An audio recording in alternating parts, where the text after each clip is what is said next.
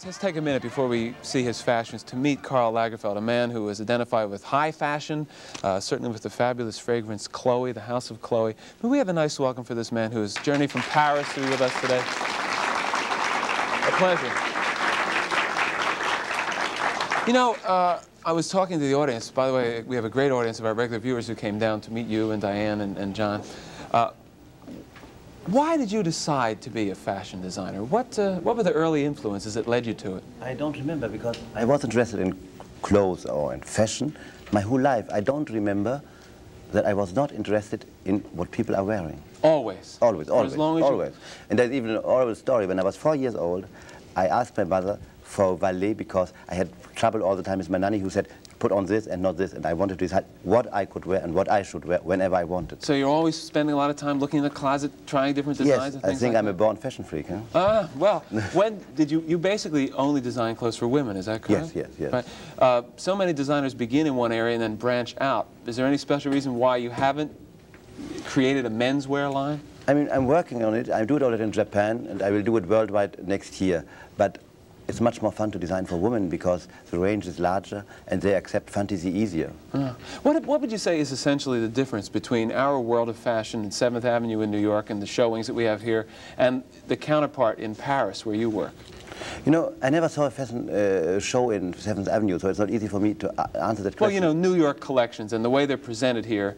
Well, I think there are good collections in New York, and there are good collections in Paris, there are bad collections in Paris, and bad collections in New York. I mean, a collection is a collection. Yeah. What about your collection that we're going to see? I don't know if it's bad or good. It's not on me, up to me to say how it was. Oh, well, let's take a look at it right now, Yes, all right? okay, okay. So we have our first model, please, and we'll begin our fashion show. I want you to explain, take a moment and explain the... You want me to explain? Yeah, I would. Here goes the first out right now. Where she is.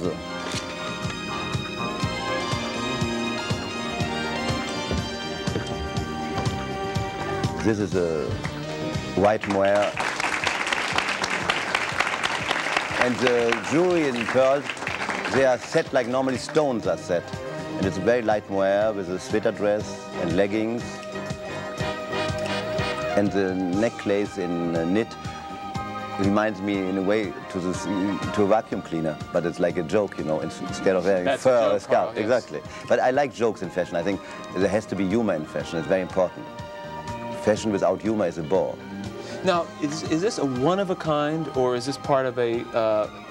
No, that's a part of a group. Part of a group in this, yes. Yes. It's beautiful. Thank you. All right, let's continue. Karl, I was looking at these hats backstage. Wouldn't be particularly handy in a windstorm, would it, Karl? Yes, but the other hats for windstorms. You have hats, Yeah, other ones. there's not a windstorm every day. No, that's true. What I like about those hats, and that's why I add them for the show especially, and they are nice in nightclubs and for parties also, is we show in huge places in Paris. And you cannot show just a little head, little skirt. So you have to make a very graphic effect. And you know, the inspiration was this fan, you see? Because I thought this framed the face beautifully. And the graphic idea came from that, and it follows the cut of the sleeves, and it really makes a strong graphic impact. You remove the head, and in fact, it's a very simple, easy jacket. Yes, I see that, but the hat somehow just makes it a colossal statement, an unusual statement. Exactly. I like the idea Tell us a little bit about the rest of the outfit here, Karl. Yes. Oh, it's cut in a material called rattan, what formerly was used for baby outfits. Baby outfit? Yes, baby coat. Yes, exactly. It was very, very soft. And black gabardine pants and gray suede pumps. Beautiful. Thank you.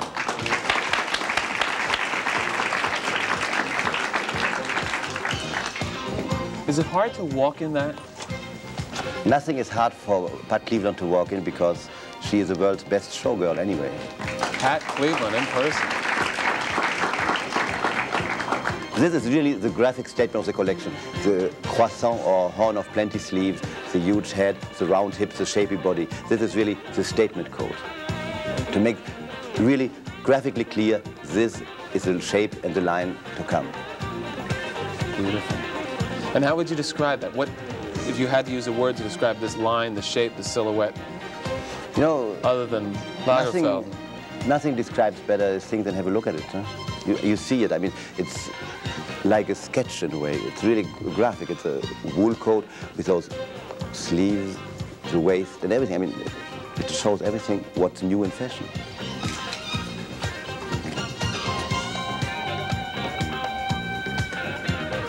And this is for the, obviously for the fall ahead. Yeah, this is the fall collection.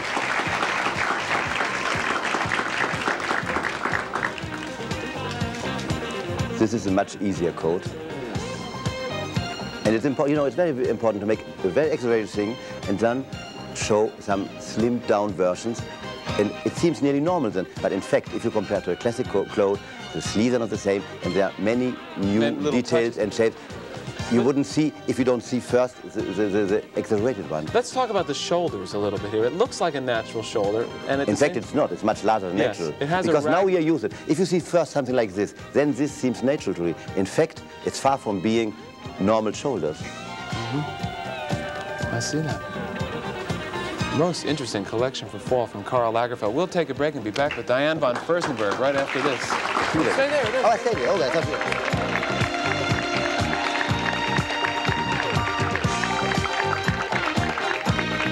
a good friend of mine, a lovely woman, Diane VonFurstenberg. May we have a nice welcome to her, please? Diane is from Belgium. She's an extremely successful designer and also businesswoman. Her line includes, among other things, dresses, sportswear, scarves, luggage, eyewear, fragrance. Have I left out something? I'm sure I have. Cosmetics. Cosmetics. Well, anything a woman would want. Well, we were just looking at the Karl's fall collection. What are we going to see part of? Well, looking at my clothes after Karl's clothes is a little bit like looking at a Volkswagen after a Rolls Royce, but that's all right. It's, you know, you need both. Well, then how do you define the difference in terms of whom you're designing for? Well, basically, I always think of myself not so much as a designer, but as a woman making clothes for other women. And because I move a lot and I am very active, I try to make things with taste and with flair, but very practical and not expensive. Now, what would you say, Karl, in response to the woman you're designing for? If you could define her, what kind of a woman is she? You know, I design more for an idea of a woman because I'm not a woman myself. For Diane, it's easier because she has only to think about herself and things will be right. If I would do that, it would not be right at all. Well, what is that idea of a woman then? It changes with times, you know. The woman is supposed to be the woman of the moment, the expression of time, the reflection of what's in the air. But I would, how could I say, it is a very graphic image of a woman. And you are constantly drawing, constantly working, right? Yes, it's better in fashion never to stop. Never to stop. No, also, I read a quote of yours saying that the more you work, the more ideas you get. Exactly. It's very hard to start working again after 2 months of vacation.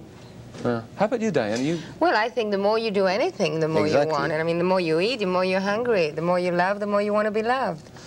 I've noticed that. Let's take a look at some of your things. Is this from your spring collection, summer collection, fall? This is early fall, actually. This fall? Is, yeah. Good. Well, but it's very early fall, so this will all be in the stores like in July. And I thought the first thing I should really show was a wrap dress, since that's what I'm known for, is the little wrap dress. And this is a new fabric that we came up with, which is wonderful. It's a silk jersey. And this whole thing is like a handkerchief. I mean, you could take this whole dress and it will hold in one hand. It's very, very thin. It's very practical. You could put it in your pocketbook. I love the drape look on the front, which we're seeing now. You like that, Karl? It has a feeling of a what I like very much about the dress is it's very much Dinah. Yes. Yeah. It's her. You see her. You see the dress, you see her. That's what I like about women when they design. And this is another little thing. This is a silk again, but this is a silk woven. And it's, again, this is very much me. It's a pair of pants and a blazer and a blouse underneath. And the great thing about this thing is that you can wear the pant with something else and the jacket with something else. And basically, that's what I try to do. I try to design the way I would pack a suitcase. And if possibly, you don't have to check in that suitcase. So it's all very many-purpose, very, you know, you pick that and you make it go with that, and it's all supposed to go together. And what is the fabric here again? Silk. Silk. It's beautiful. You know, it's funny. Is that also from the fall collection? Because it looks like you could be wearing it right now. But, I mean, basically, you could wear everything right now. And the only reason I brought this is really right now it's current, but the only reason why I put this in the group is because of the contrast piping and the mixture of color. And I think we're going into a depressing time, and that's why I try to play with colors and make everything bright, because I think we all need a lift. Well, that sure is bright. I think it works. Beautiful. But I hope the time will not be too depressing. No, we don't want to get too depressing. No. Well, we don't want to. But this is a part of the sportswear. What I try to do again is to come up with a great skirt and a great jacket and mix them and not mix them so that the jacket could go over a dress and everything could match. Now And this looks like fall. Yeah. Well, today it looked like today. By the way, all of the models you're seeing, their shoes have been furnished by Carina Nucci's Shoe Boutique, which I think is right here on Madison Avenue. One last one in this part of the show. Well, this is a little more formal, but it's a little, again, the piping, but this time instead of bright color is the gold piping. And this is a very simple little suit, can be worn anywhere by anybody. What's the price range on something like this, Diane? I forget to ask that question, then the people call in and say, how much does this stuff cost? This will, well, the dresses are basically either just under or just above $100. And I hate to say this, but this suit will only sell for about $150. Why do you hate to say it? Well, because I'm sitting next to Karl. Carl, we'll get into the prices of your things later on. We have one more. I don't know nothing about the prices of my suits. Oh, you forgot the belt. And this is another suit, which is a more sportive suit. It's a great jacket, of which you forgot the belt, but that's all right. I have a belt. I'd be happy to give it to you. I like the slits. Okay. Why don't we take a break and come back and see what John Weitz has in store for us. We'll be back right after this.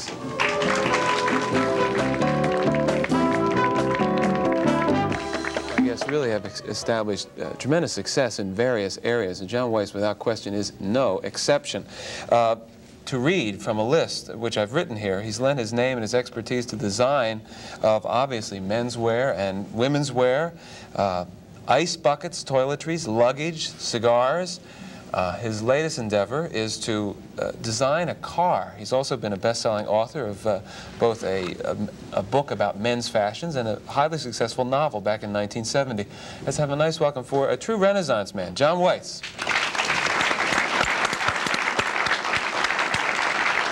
Nice to have you with us, John. Glad to be here. I remember when I was really getting into cars when I was a teenager, and I used to sit in school when I should have been learning other things, Latin being one of them, and I would design the way I would do it if I could draw a car. What led you to be able to have this unique opportunity to design a car which is going to be coming out when, in the fall? Well, everybody doodles cars. As a matter of fact, I just read an interview done 25 years ago with Virgil Exner, the great motorcar stylist, who said that all car designing comes out of doodling. I think most people, sports cars, for instance, are worn. They're not driven. I mean, a guy puts on a car and drives it around. So I decided, what the heck? Firstly, because I'm a fashion designer, I can design a car that gets worn. And secondly, I used to race cars for 10 years all over the world. It was my great hobby, so I know how the inside of the darn thing works. And off I went with the car. All right, now we'll take a look at some of the photographs. That's an aluminum 185 horsepower, 350 cubic inch, 108-inch wheelbase sports car. Sounds like something right out of the 60s. That's the only thing I'm wondering about is with the gas being up at $1. Yeah, you kind of get the feeling that you're rearranging the deck chairs on the Titanic. But there will always be this sort of a special car, a boutique car, that gets driven by people who love them. The big problem is what's going to happen to the big Oldsmobiles, Buicks, etc., which are being decimated now. Sure. But this sort of a car belongs to a guy who wants to have a wife who wears Karl Lagerfeld. What do you mean, a guy? That's true. To a garage. You're absolutely right. We could go out for a nice Anyone ride. as wealthy as Diane can buy. Well, how much is this custom designed John Weitz car going to cost? Well, what happens is custom cars are terribly expensive, so it's going to be in the $50,000 range. But if it gets produced, well, in this day and age, a Rolls Royce is now over $100,000. So it doesn't sound all that wild anymore. But if the car gets mass-produced, it'll be in the $15,000 to $20,000 range, which is still expensive. No, I hope I don't know what the interior is going to be like. We only saw exterior shots, but I hope if there is wood on the interior, you use real wood. Yeah, there's no wood. The inside is all black metal and black leather. I wanted no fuss and feathers on the inside. It's going to be very functional, very simple. The reason I say that is some of the best American cars, you could spend $18,000 buying a limousine in the United States and get fake wood on the inside. But you must understand that in Europe, you get for 18,000 bucks, you get a perfectly nice, cheap little car. And a good car in Europe is $50,000 and $60,000. We have the most phenomenal motor car values in the world here. European cars are very expensive. What kind of car do you drive, Karl? You never drive. I don't drive. I don't drive Boston because I'm too distracted by too many things, so I'm a danger on the road. Does someone drive you? I mean, yes, somebody has to. But you own you own a car, though. Yes, vaguely, but I don't like my car. What kind is it? You know, it's not a Mustang. You're not a Mustang. I have to buy that car because I have a country house in a district where they can only repair 3 sorts of cars. So you have to buy a car like this. It's not forget about the car. What kind is it again? Oh, please, I cannot say that because it's not very nice for the others.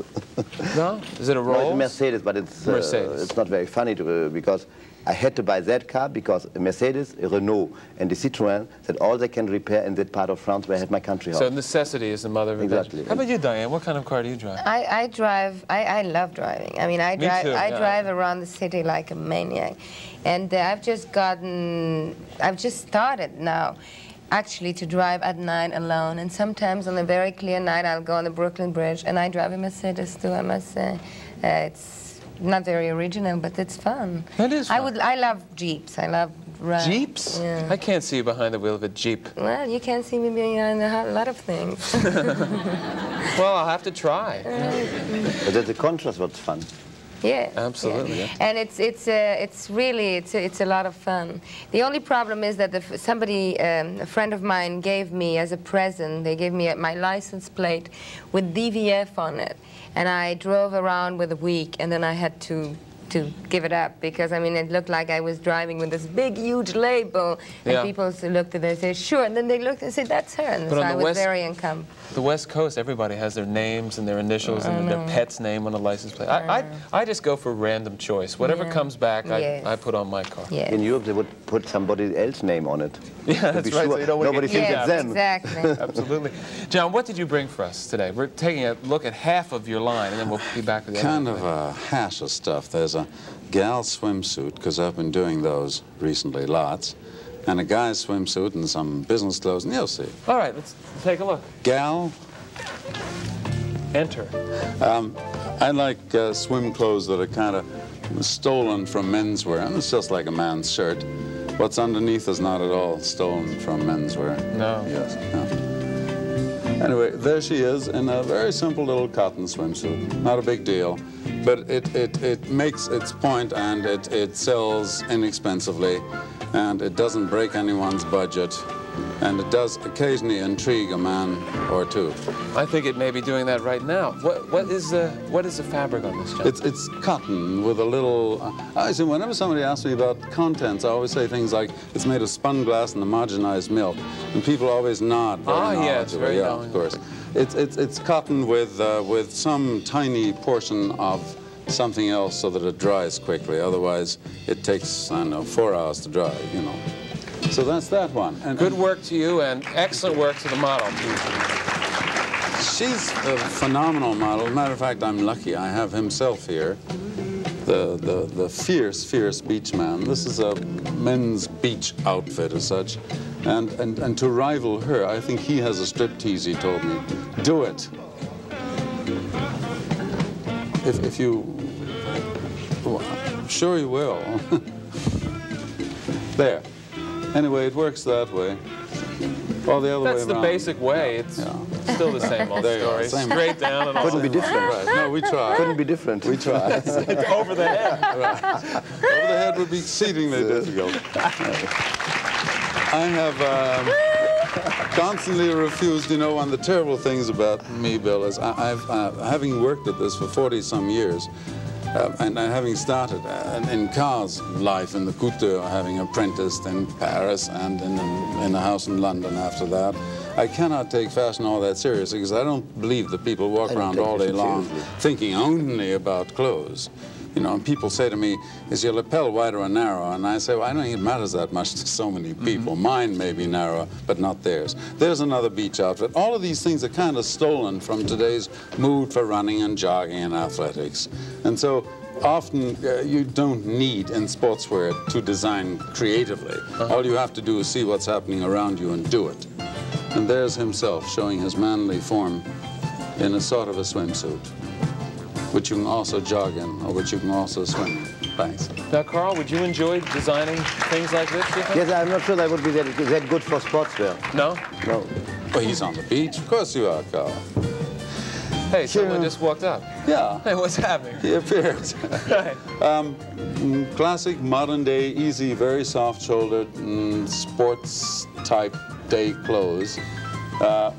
I see no vent in the back because I've been begging my manufacturers to try and show clothes without vents in the back. The lapel's a little narrower, the shoulders are very easy, the pants are just chino, and exactly the same way as army chinos were.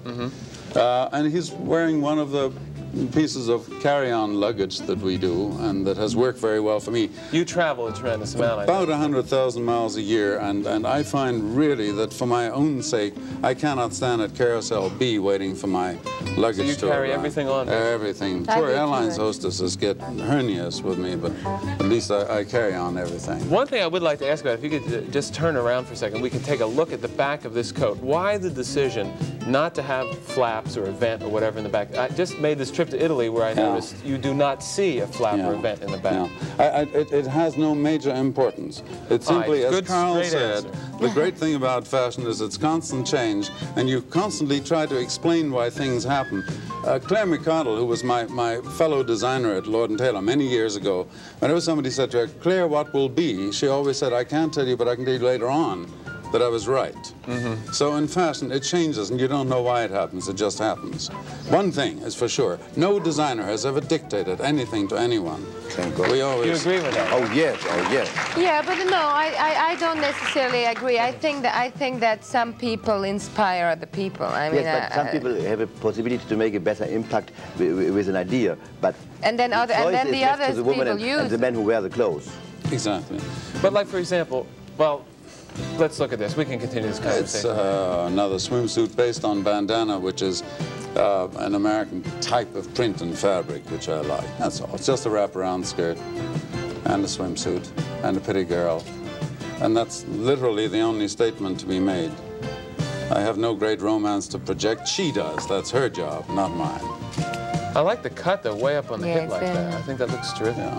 Well, of course, it comes out of the fact that it's knitted, and also comes out of the fact that she has a fantastic physique. Gals with very bad physiques always have problems. There's not a darn thing to be done about them, except that they have to learn how to wear clothes in which they don't display the weak points. They'd be making a big mistake if they would buy They'd something make like a this. slight mistake, yes. Yeah. With a skirt, they wouldn't. Okay, let's continue. We've got some roller disco coming up, audience questions, more from each line, so don't go away. We'll be right back.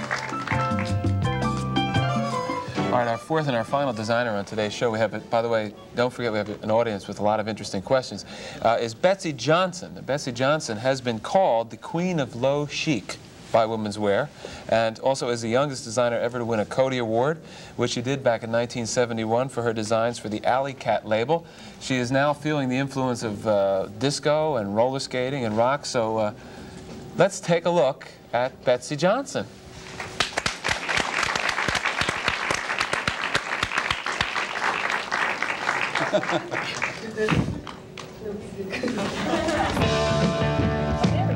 Get down and do some more. Go ahead.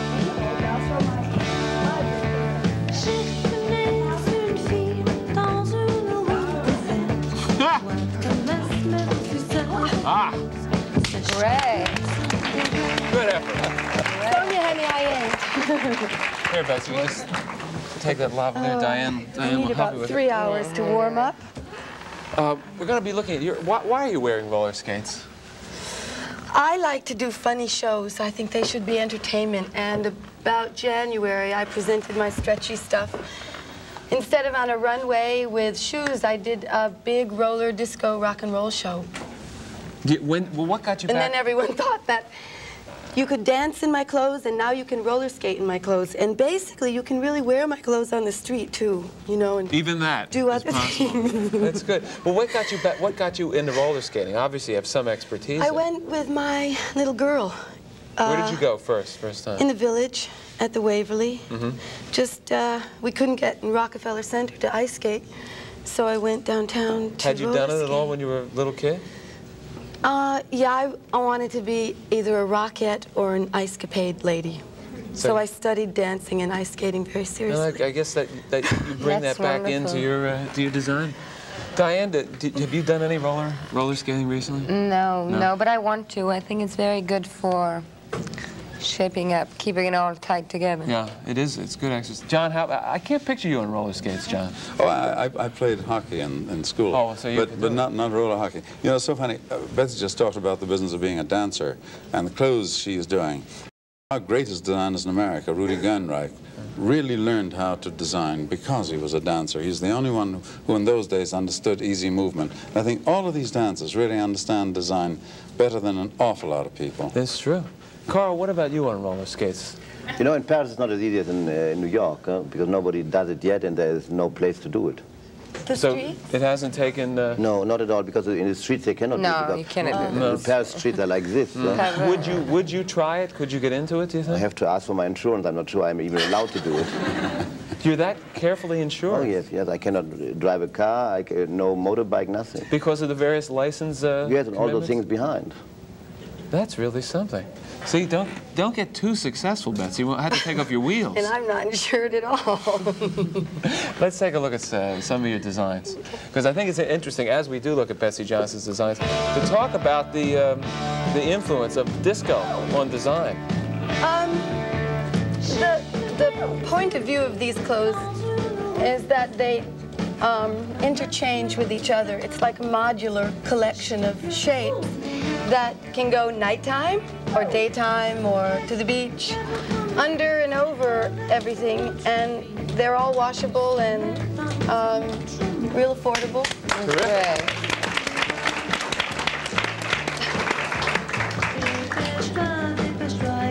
Gee, you not only have to have beautiful models, you have to have a specialty act at the same time. Yeah, I'm trying to find a collection of terrific girls, looking girls that can skate. It's really, this is all cotton stretchy stuff. It's that lycra spandex that's in all of it, woven through the fabric, so it always bounces back. You don't get sagging and all that. Ah, this is sharp. This is for formal disco events. Yeah. The seam Black belt. look. This is heavy, heavy spandex. Only the majorettes and the football guys. Yeah, this is basically what a fabric. football uniform is made of, the legs. And it's real sturdy. It's like denim. It goes in the washing machine, and it's stretchy and comfortable, and I don't know, fun. I love the like rear view on this.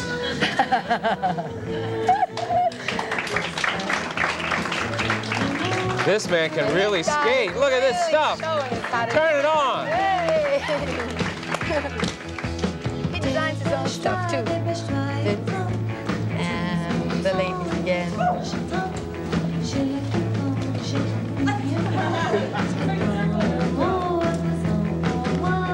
It's beautiful to watch, isn't it? Yeah. I like the movement a lot. But they're really they're really starting now in the streets of New York. Sure. They're really. Yeah. She's up. She's okay. Thank you. Thank you very much. No, it's true. Betsey, I think it's terrific. Now, but what about the general influence? Now, you talk about using sports materials, the Lycra. We know that disco has never been hotter. Now people are roller skating with fashions. How does that trickle down and affect all of the areas of what you're all doing? I think we all have a kind of specific customer, a different customer that may overlap and has some Diane. But I'm basically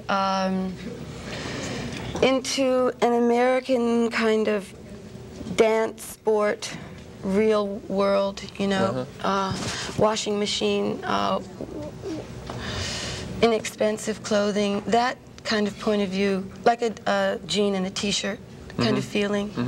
And I think that's just very American. It's like a danskin leotard kind of concept. But I think that actually the same woman, I mean, what the great thing about women today is, God, we could be so many things. So you know, many you options, can wear we've that, Exactly right. and you could play your fantasy and be a queen today, and then you could put your blue jeans and go roller skating, and you can have this, and you can have it all.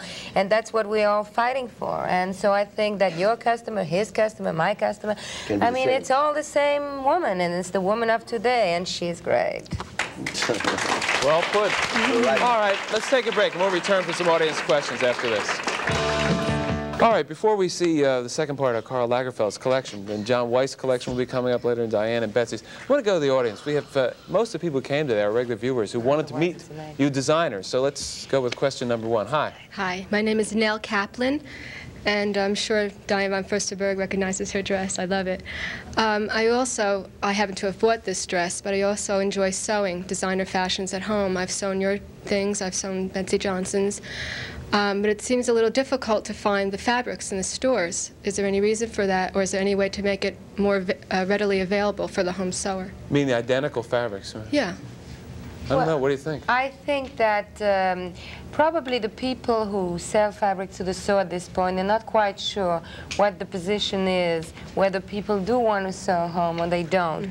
I love beauty. I mean, I love buying fabrics, and very often you don't find what you want, and it's really nice to buy something that you like and that feels great, and you do what you want. So I think that you probably will help finding more fabric by coming on television and saying. So that's what you're doing. But if, just stay there for a second, where are the best fabrics from? Carl, where do you, like, if Italy. you... From Italy. Oh yes, for silk and all those things in Jersey, Italy is the best.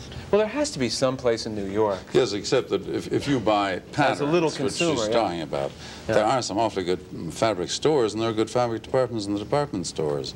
And there are whole divisions of the big textile companies that concentrate only on selling fabrics at retail.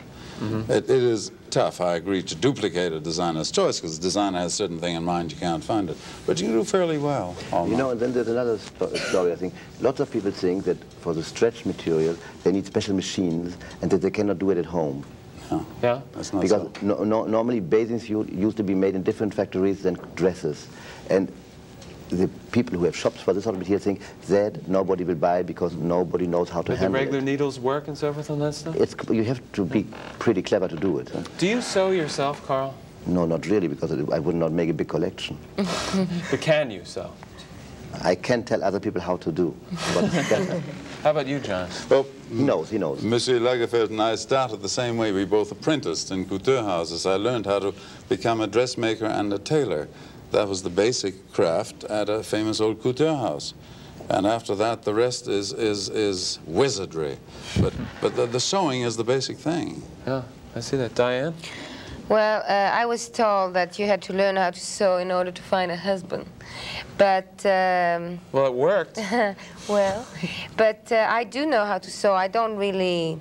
No, of course I know how to sew. And in fact, when I go to very formal things, sometimes what I do, at the last minute I can't find what I want, and I don't do very formal things. So what I do is I get some extraordinary fabric, and I will sew it myself and make 3 holes, 1 for my head and 2 for the arms, and just Put it on and take off. Mm-hmm. Terrific. We want to see the second part of Karl. Thank you for a good question. We want to see the second part of Karl Lagerfeld's collection right now. Let's do it. Oh, this is beautiful. This is beautiful. Oh, that I love. This This has that same silhouette as the coat. Yes, exactly. That's beautiful. Is that an electric light bulb Yes, on the front? you saw it right. You got it. You got the message. That's the Con Edison. It's really, in addition to being fashion, it's really art at this level, I think. It's beautiful. It's a beautiful piece of art. It's better you say that than I say that. Yes, well, I really mean that.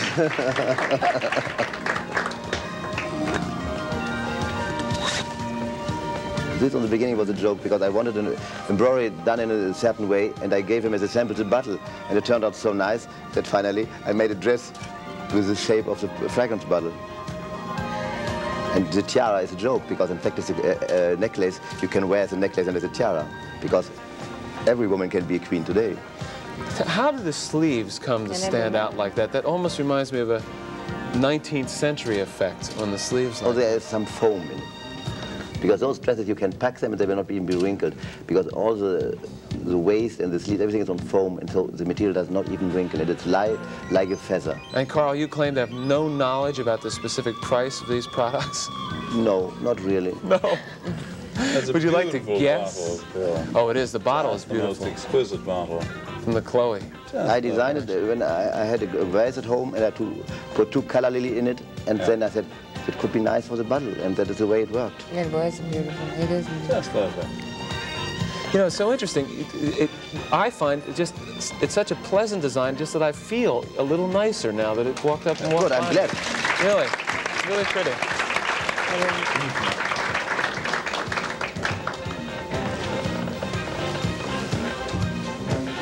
This is a 1979 version of the bustle.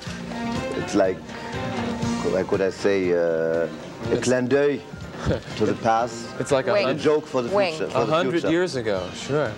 You wink and it's back. Then it was done in a very stiff way, like something done by an upholsterer. Now it's cut just in one piece of material. There's not even a lining in it. It's just the material cut in a certain way. You know, it's interesting. I saw the Elephant Man last week, and one of the costumes that was worn in there was very formal with a bustle, and I wondered whether or not there was any possibility that could ever return to fashion. Now here I am the next week seeing at least a remnant of it. You know, it will stage. never be a fashion for everyday fashion. It can be like a charming thing for one evening. What were you saying? Those things can never come back as real fashion. They come back as, how could I say, a clin d'oeil for one night. For an event, a special event. Exactly. This is beautiful. That's beautiful.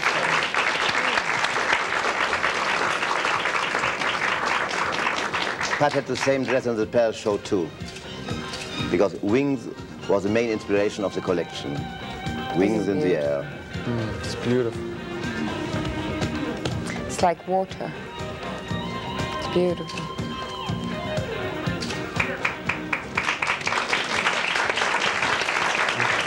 And frankly, Karl, I can't ever imagine that would be out of style. No, it is so elegant and so beautiful. Yeah, and I want to talk to you later about some of your statements about classic, but that, I think, is just perfect. Do we have more? Waiting in the wings? I don't think so. There are no wings. I think Diane VonFurstenberg's back. All right, we're back. I want to go right to the audience. We have 2 questions, then we'll see some more of Diane VonFurstenberg's fashions. Hello. Hi. My name is Angela Robinson. I'm a model who works here in New York and also in Paris, and my question is directed to each of you. In Paris now, Vogue and both Women's Wear Daily have reported that the black model is absolutely the Vogue on runway, and I'd like to know why this hasn't carried over into the print and advertising and television work that each of you are doing. What would you say, Karl? Because the main force of black models is that they have a way to move no white woman can imitate on stage. In photos, that doesn't show that much, so there is no difference. I mean, they take what they like, the photographers.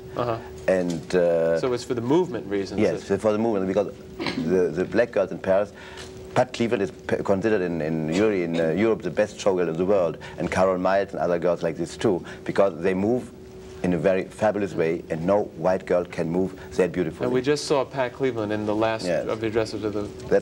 That's the reason, because they use them more for shows, because for shows they are more spectacular. And they can wear summer beach things in winter, what other cannot. If they are not tanned, it's not possible.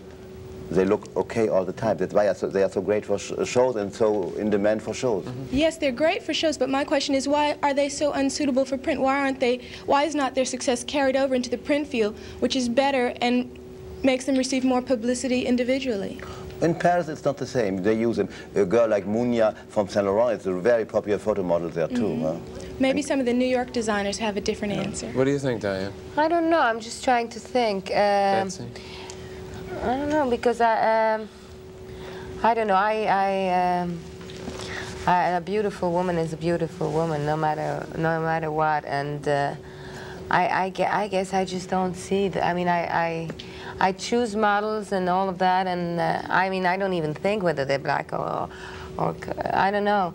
But it's an interesting question. I'll come back with an answer. Maybe there's a printing problem. A what problem? A printing problem for technical. I don't know, because I make shows, I don't make newspapers. Betsey, do you have any thought on this? I don't know either. All right, John? I'm quite colorblind. No, but it is. I mean, I think that for shows there's no question that the black models move much better, and they also look so much more modern. I mean, you know, and I guess that maybe for print advertising, people become, because photographs remain there longer, and they try their audience to be larger, so they, you know, you're more advanced in shows than you are in prints. So I think all you have to do is just hold on a little bit. But I think it's coming. It's definitely coming. Oh, bravo. Thank you. Interesting question. Now here's one that I know what this question is going to be. It's a little complicated, but it's a very good question. I'll try to explain. I'm a student at FIT, which is fast. That's the Fashion Institute of Design, yeah. Okay, of Technology in New York. Technology. Okay. And I'd like to know, I'm curious as to your backgrounds. I know that some designers didn't start out in college in history, in design. They had other majors such as psychology or history. I'm wondering, how did you start? And their formal training. Well, we've heard a little bit about your formal training, John. I went to a school called St. Paul's School in London, and I was through by the time I was 16. I was on my way to university. And wasn't too happy at that age in university, so I apprenticed. I believe fashion is a craft and not an art. I think it should be practiced like carpentry, and if you're very good, you're Chippendale, and if you're not, you're a carpenter. So I think it should be apprenticed. I don't believe in studying it. Oh, Jesus what about Christ. your training, Karl? I wanted to be in fashion my whole life. So when I was 16, there was a contest organized worldwide by the International Wool Fashion Institute, and I sent the sketch of a coat. And 6 months later, I got a telegram, you got the first prize in our contest. And there was another winner for the first prize for the dress, and it was Yves Saint Laurent. And that is the way we started. But what's funny about the story is that the year before and 3 years later, they made the same contest, and nobody never heard again of the other winner of those other contests. What means everybody can have the same chances. The only thing is, you have to work them out. That's right, and you have to be willing to invest the time. And you have to have a good year, like the wine. It was a good year. Yes, maybe. What about you, Betsey? In formal training? I won a contest too, because I wanted to, well, be an artist in New York. I went to art school, but I just wanted to get to New York, so I entered that Mademoiselle magazine contest. How did you do? I won. They picked 20 girls out, but it got me in New York because I didn't know I wanted to design clothes. I always made my own clothes. I always made everything. Just, you know, just figuring it out, working it out. And I started making clothes just for an extra kind of income thing. And it was timing too. I felt very strongly about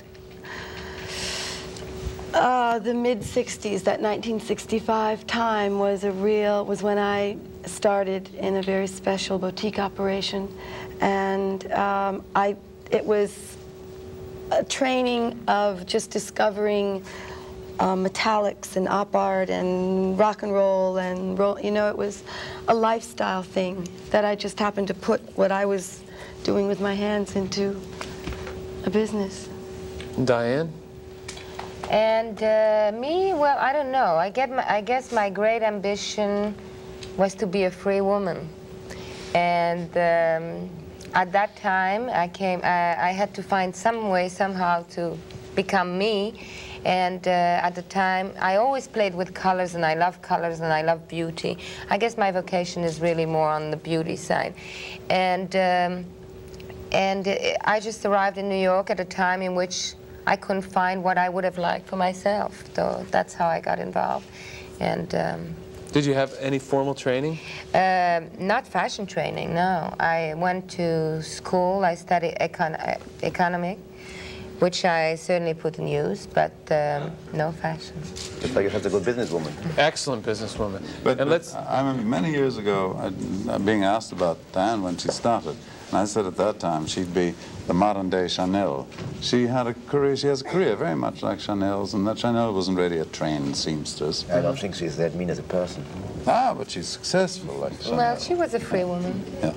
I think what we see here, though, is some just basic talent that has grown in various directions, learning the craft, having early encouragement in the contest, the same thing here, and just a sense of how to do it. But I believe in contest, and I gave a prize in Paris for a contest for a fashion school, where every year on the end of the year I give a prize to the best student of that school. Sure, and as you said, you shall reap. It was good to you, and now you're good for me. It could work for somebody else too. Let's finish off this part of the show with a look at some of Diane's designs and fashions. All right?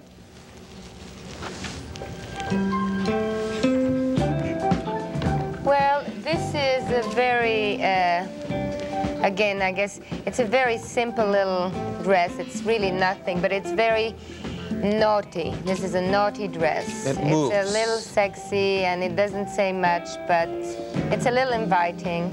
And it's fun. It's fun to wear. You understand this dress only when you wear it. I guess I'll never understand it. No, you won't. Can we have the next model, please? But you may understand it if you want to take it off. That's true. Then I would understand it.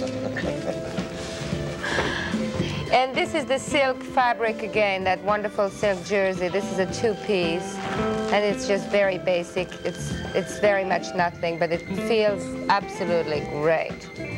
That's a feel-good thing. And there again, it's something that you won't understand until you wear it. All right, next, please.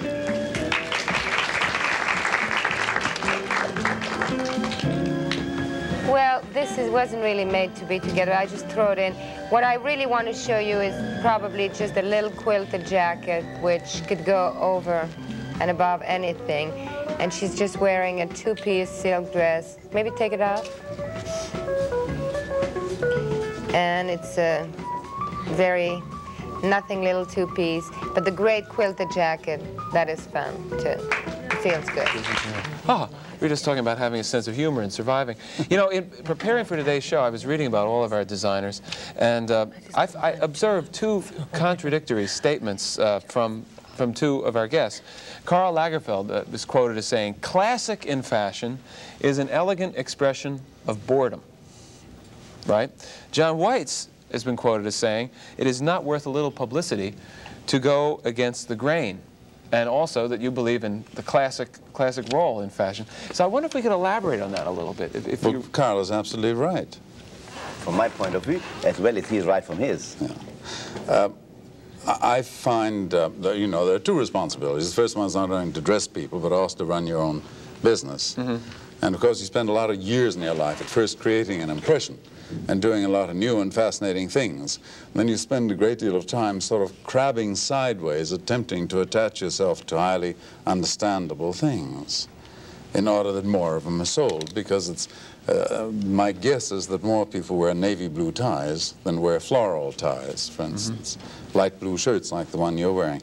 Do you know, they took a count the other day of all the men's shirts sold all over the world under the John Weitz label. It's millions. And 30% were light blue plain shirts. Now, it must tell us something. I don't believe that people are all that fashion crazy. I think that they like the idea of being comfortable in the clothes they wear, comfortable in their heads, not comfortable in their bodies.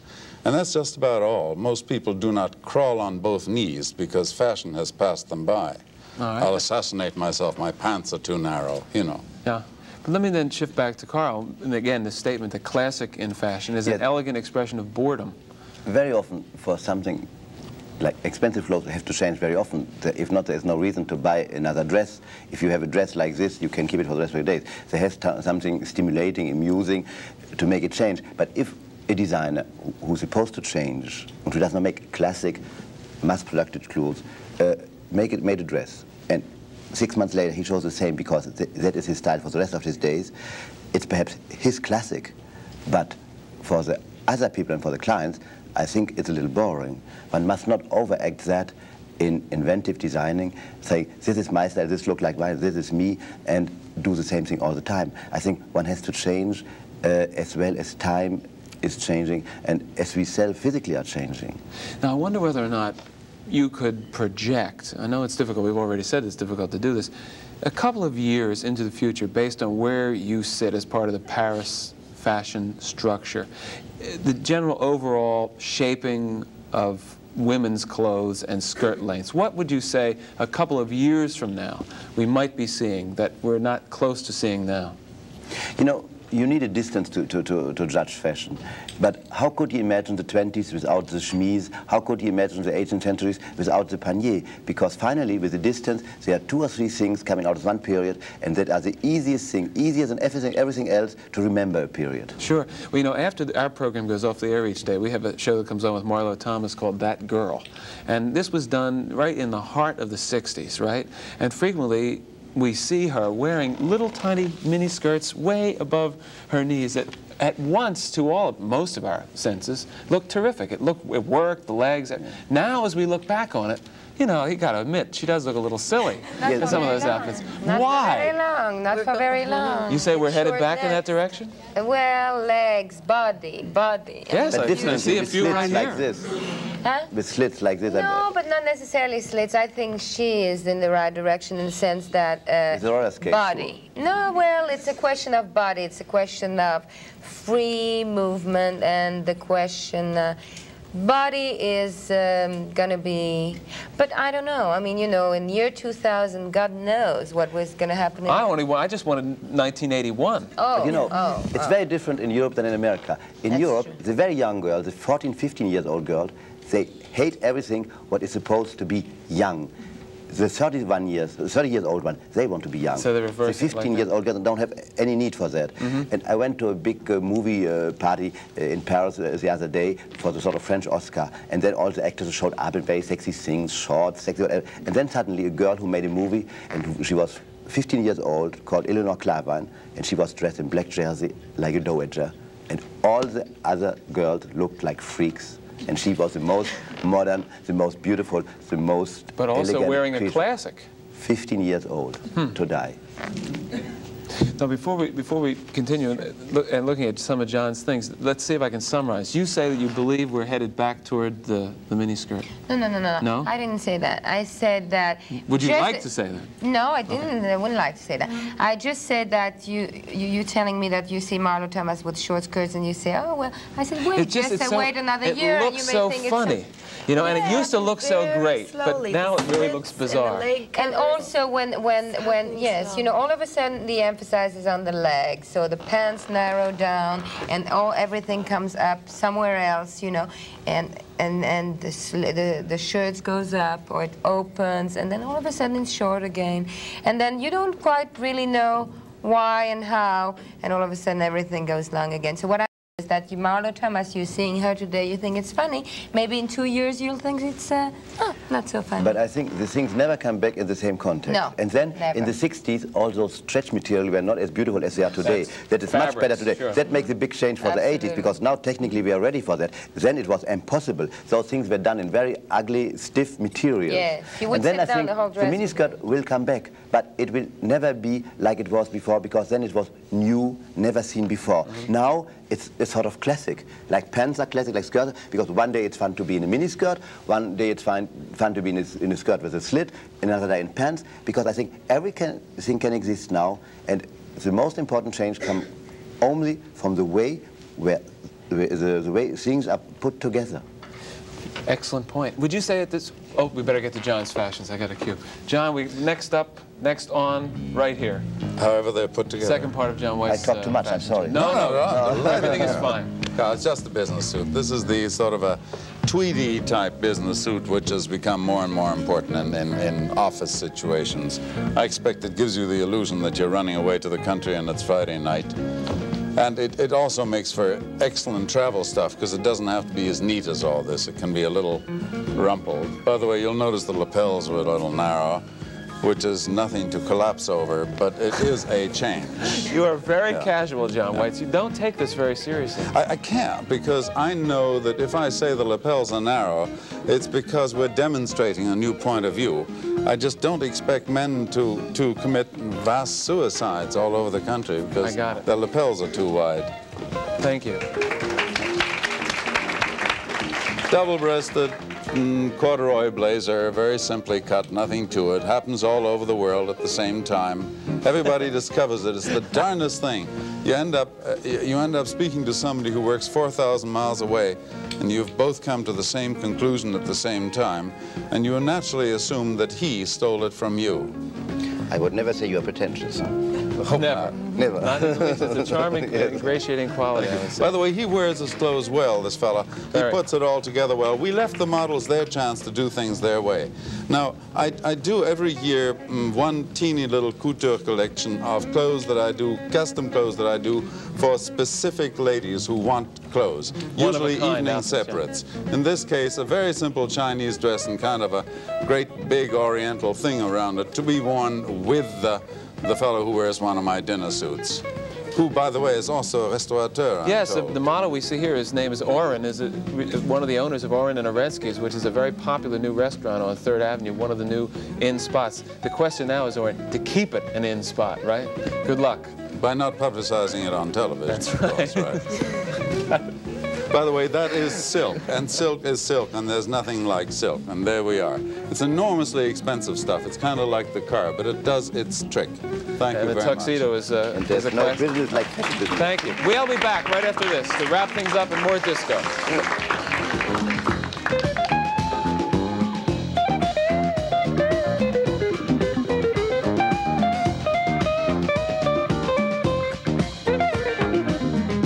All right, I think it's been an interesting program. Lots of beautiful fashions, insights, and I want to thank everybody. Betsey, when are you going to come out with a fragrance line? When my cold goes away. No. You can smell it. One of these years. Yeah, we didn't even get into that. Diane, you're doing very well with your perfumes, right? Yeah. Good. Yeah. Carl, Chloe is beautiful. You now have a new line of men's cosmetics and things. And I'm working on the makeup and the third fragrance too. There's no end. You'll be doing refrigerators soon. No, I don't. Nobody asked me. I don't think so. John Weitz, how about you? You have a fragrance. My next movie, no, I do have a men's thing. Well, and it's doing very nice. I thank all of you for coming. Good luck with the car. Try to put an electric engine in it if you possibly can. I'll try. Cut down on the gasoline. Okay, I think.